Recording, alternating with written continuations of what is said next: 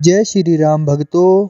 आज मैं आपको रामायण बालकांड का अगला भाग विश्वामित्र का पूर्व चरित्र की कथा सुनाने जा रहा हूँ।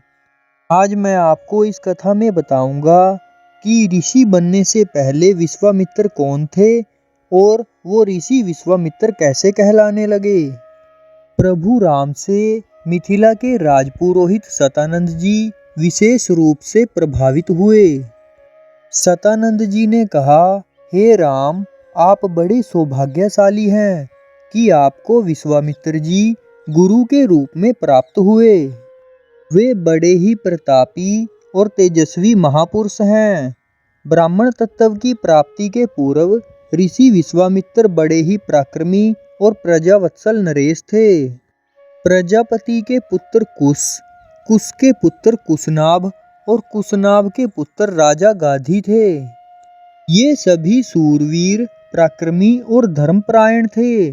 विश्वामित्र जी उन्हीं गाधी के पुत्र हैं। एक बार राजा विश्वामित्र अपनी सेना के साथ वशिष्ठ ऋषि के आश्रम में गए। क्योंकि उस समय वशिष्ठ जी ईश्वर भक्ति में लीन होकर यज्ञ कर रहे थे, विश्वामित्र जी उन्हें प्रणाम करके वहीं पर बैठ गए। यज्ञ क्रिया से निवृत्त होने पर वशिष्ठ जी ने विश्वामित्र जी का बहुत आदर सत्कार किया और उनसे कुछ दिन आश्रम में ही रहकर आतिथ्य ग्रहण करने का अनुरोध किया। इस पर यह सोचकर कि मेरे साथ विशाल सेना है और सेना सहित मेरा आतिथ्य करने में वशिष्ठ जी को कष्ट होगा, विश्वामित्र जी ने नम्रता पूर्वक विदा होने की अनुमति मांगी।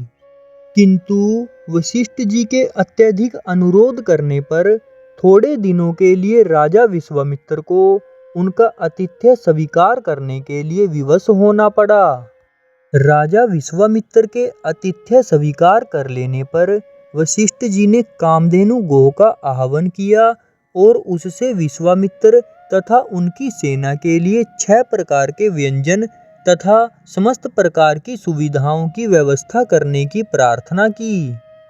उनकी इस प्रार्थना को स्वीकार करके कामधेनु गो ने सारी व्यवस्था को कर दिया। वशिष्ठ जी के अतिथि सत्कार से राजा विश्वामित्र और उनके साथ आए हुए सभी लोग बहुत प्रसन्न हुए। कामधेनु गो का चमत्कार देखकर विश्वामित्र के मन में उस गो को प्राप्त कर लेने की इच्छा जागृत हुई और उन्होंने वशिष्ठ जी से कहा कि हे ऋषि श्रेष्ठ, कामधेनु जैसी गो तो किसी वनवासी के पास नहीं वरना राजा महाराजाओं के पास ही शोभा देती है। अतः आप इसे मुझे दे दीजिए। इसके बदले में मैं आपको सहस्त्रों स्वर्ण मुद्राएं दे सकता हूँ। इस पर वशिष्ठ जी बोले कि हे राजन, यह गो ही मेरा जीवन है और इसे मैं किसी भी कीमत पर किसी को नहीं दे सकता। वशिष्ठ जी के इस प्रकार कहने पर ऋषि विश्वामित्र ने बलात् उस गो को पकड़ लेने की आज्ञा दे दी और सैनिकगण उस गो को डंडे से मार मार कर हाँकने लगे। कामधेनु गो ने क्रोधित होकर अपना बंधन छुड़ा लिया और वशिष्ठ जी के पास आकर विलाप करने लगी।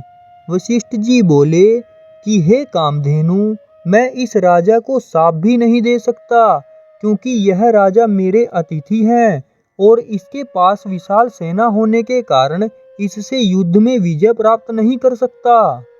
मैं अत्यंत विवश हूँ। वशिष्ठ जी के इन वचनों को सुनकर कामधेनु ने कहा कि हे ब्रह्म ऋषि, क्या एक ब्राह्मण के बल के सामने क्षत्रिय का बल कभी श्रेष्ठ हो सकता है?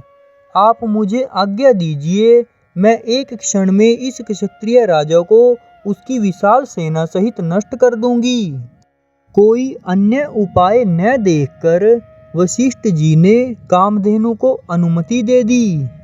आज्ञा पाते ही कामधेनु ने योग बल से पहनव सैनिकों की एक सेना को उत्पन्न कर दिया और वह सेना विश्वामित्र की सेना के साथ युद्ध करने लगी। विश्वामित्र जी ने अपने पराक्रम से समस्त पहनव सेना का विनाश कर डाला। इस पर कामधेनु ने सहस्त्रों शक, हूण, बर्बर, यवन और काम्बोज सैनिक उत्पन्न कर दिए। जब विश्वामित्र ने उन सैनिकों का भी वध कर डाला तो कामधेनु ने मार्क शस्त्रों से युक्त अत्यंत पराक्रमी योद्धाओं को उत्पन्न किया, जिन्होंने शीघ्र ही राजा विश्वामित्र की सेना को गाजर मूली की भांति काटना आरंभ कर दिया।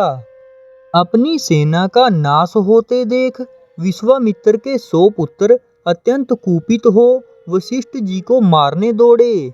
परिणाम यह हुआ कि वशिष्ठ जी ने उनमें से एक पुत्र को छोड़कर शेष सभी को भस्म कर दिया। सेना तथा पुत्रों के नष्ट हो जाने से विश्वामित्र बड़े दुखी हुए। अपने बचे हुए पुत्र का राज तिलक कर वे तपस्या करने के लिए हिमालय की कंदराओं में चले गए। वहां पर उन्होंने कठोर तपस्या की और महादेव जी को प्रसन्न कर लिया। महादेव जी को प्रसन्न पाकर विश्वामित्र ने उनसे समस्त दिव्य शक्तियों के साथ संपूर्ण धनुर्विद्या के ज्ञान का वरदान प्राप्त कर लिया। इस प्रकार संपूर्ण धनुर्विद्या का ज्ञान प्राप्त करके विश्वामित्र बदला लेने के लिए वशिष्ठ जी के आश्रम में पहुँचे। वशिष्ठ जी को ललकार कर उन पर अग्नि बाण चला दिया। अग्नि बाण से समस्त आश्रम में आग लग गई और आश्रमवासी भयभीत होकर इधर उधर भागने लगे। वशिष्ठ जी ने भी अपना धनुष संभाल लिया और बोले कि मैं तेरे सामने खड़ा हूँ, तू मुझ पर वार कर। आज मैं तेरे अभिमान को चूर चूर करके बता दूंगा कि क्षात्र बल से ब्रह्म बल श्रेष्ठ है। क्रुद्ध होकर विश्वामित्र ने एक के बाद एक आग्नेयास्त्र, वरुणास्त्र, रुद्रास्त्र, इंद्रास्त्र तथा पाशुपतास्त्र एक साथ छोड़ा, जिन्हें वशिष्ठ जी ने अपने मार्ग अस्त्रों से मार्ग में ही नष्ट कर दिया। इस पर विश्वामित्र ने और भी अधिक क्रोधित होकर मानव, मोहन, गांधारव, जूंभन, दारण, वज्र, ब्रह्मपाश, कालपाश, वरुणपाश, पिनाक, दंड, पैशाच, क्रोंच, धर्मचक्र, कालचक्र, विष्णु चक्र, वायव्य, मंथन, कंकाल, मूसल, विद्याधर, कालास्त्र आदि सभी अस्त्रों का प्रयोग कर डाला। वशिष्ठ जी ने उन सबको नष्ट करके ब्रह्मास्त्र छोड़ने के लिए जब अपना धनुष उठाया तो सब देव, किन्नर आदि भयभीत हो गए। किंतु वशिष्ठ जी तो उस समय अत्यंत क्रुद्ध हो रहे थे। उन्होंने ब्रह्मास्त्र छोड़ ही दिया। ब्रह्मास्त्र के भयंकर ज्योति और गगनभेदी नाद से सारा संसार पीड़ा से तड़पने लगा। सब ऋषि मुनि उनसे प्रार्थना करने लगे कि आपने विश्वामित्र को परास्त कर दिया है, अब आप ब्रह्मास्त्र से उत्पन्न हुई ज्वाला को शांत करें। इस प्रार्थना से द्रवित होकर उन्होंने ब्रह्मास्त्र को वापस बुलाया और मंत्रों से उसे शांत किया। पराजित होकर विश्वामित्र मणिहीन सर्प की भांति पृथ्वी पर बैठ गए और सोचने लगे कि निसंदेह शास्त्र बल से ब्रह्म बल ही श्रेष्ठ है। अब मैं तपस्या करके ब्राह्मण की पदवी और उसका तेज प्राप्त करूंगा। इस प्रकार विचार करके वे अपनी पत्नी सहित दक्षिण की दिशा की ओर चल दिए। उन्होंने तपस्या करते हुए अन्न का त्याग कर केवल फलों पर जीवन यापन करना आरंभ कर दिया। उनकी तपस्या से प्रसन्न होकर ब्रह्मा जी ने उन्हें राज ऋषि का पद प्रदान किया। इस पद को प्राप्त करके भी यह सोचकर कि ब्रह्मा जी ने मुझे केवल राज ऋषि का पद दिया है, महर्षि, देवऋषि आदि का नहीं, वे दुखी ही हुए। वे विचार करने लगे कि मेरी तपस्या अब भी अपूर्ण है, मुझे एक बार फिर से घोर तपस्या करनी चाहिए। और भक्तों, इस प्रकार वे तपस्या करते हुए एक राजा से ऋषि विश्वामित्र बन गए। इसी के साथ आज की इस कथा को यहीं पर विराम देते हैं। जय सिया राम।